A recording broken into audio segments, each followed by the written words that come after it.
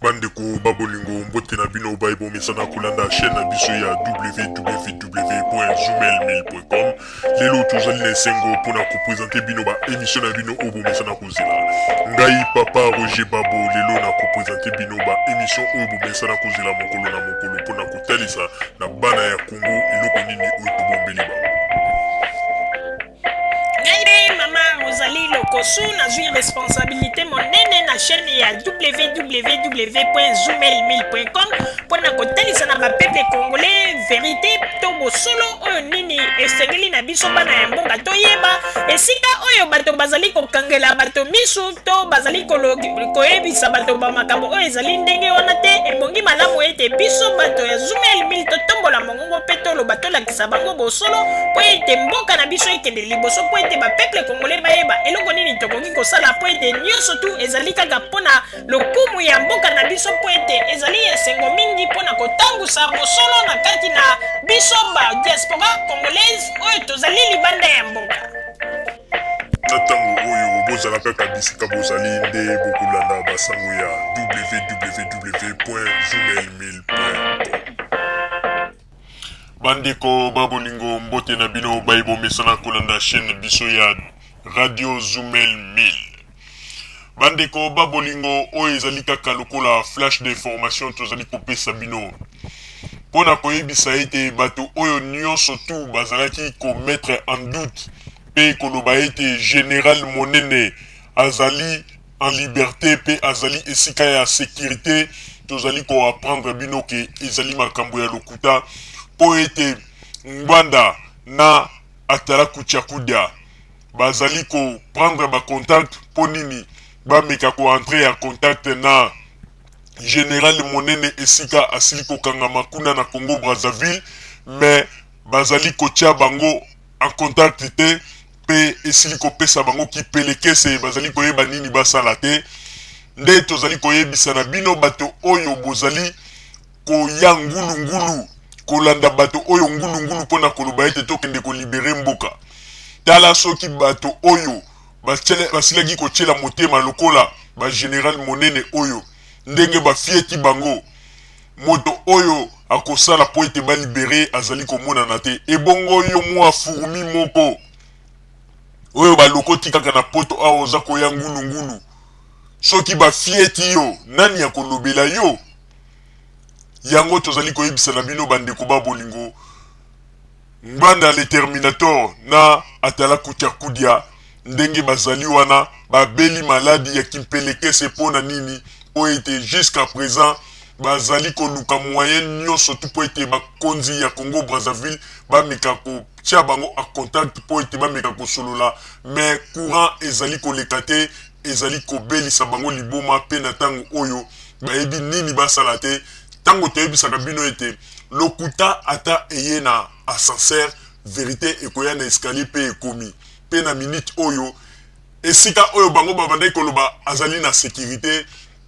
nde esika oyo bango pona bango ezalaki prison oyo ya Congo Brazzaville mais sikoyo ndenge ezali wana tango mokili ekotelema to bapeple bakotelema bakoloba bon boyebisi biso ete Général Monene azali esika ya sécurité bolakisa biso esika yango azali en sécurité pe en liberté bakosala ndenge nini po ete lokuta esi eyaki mbangu na ascenseur pona koloba ete azali en liberté pe na esika ya sécurité na esika ya sécurité yango banani bazali kokengela ye point d'interrogation est-ce que ba ex-face est-ce que ba combattant oyo à Londres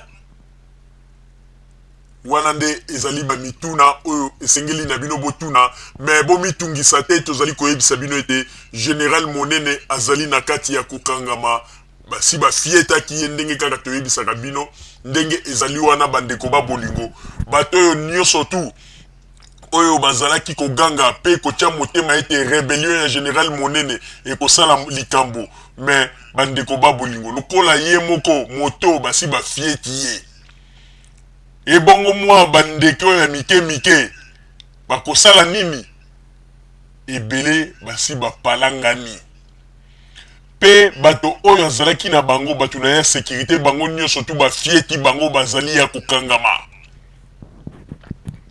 yango ezali message oyo topesi bino boyebaka yango ete ndenge ezali wana mboka na biso République démocratique du Congo ezali mboka oyo moto akoki koya lisusu kosakana te bato lokola ba général monene bakanisaki ete babosanaki bakanisaki ete tozali kaka na moment ya guerre froide oyo koki kokende kosala likambo mpe mwa groupe ya bamindele moko bagoya na nsima na opo batia opwa me bazali koyeba te oyo ekomi sikoyo systeme ya mwana na mwana luka ozwa na ndenge na yo mpe ndenge ezali wana po ete mwana yango mpe oluka ozwa na ndenge na yo il faut ozala na bato oyo bazali na nsima na yo ye akendeki ngulungulu bakei kofieta ye na Congo Brazzaville mais ezali kaka mawa mpe soni mpona komona batata na biso ya minene oyo ya bakongo oyo bazali koloba ke bazali bapoliticien